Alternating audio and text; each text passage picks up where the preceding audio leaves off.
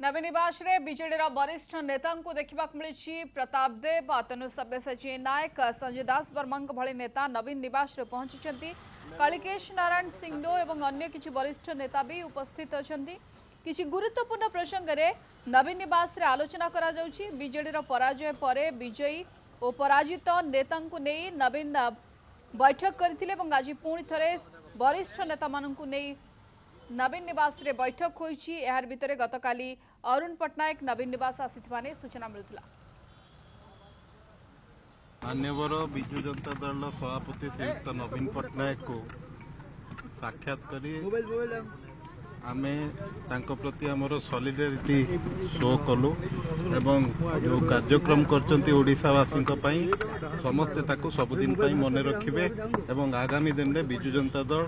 आहुरी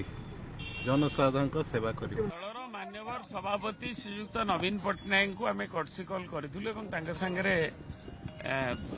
आलोचना है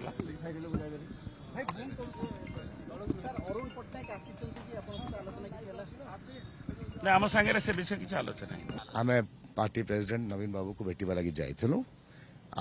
पार्टी आज दिन में भी संगठित अच्छी 41% पाखापाखि वोट शेयर पाइछु आम ओडिशा रे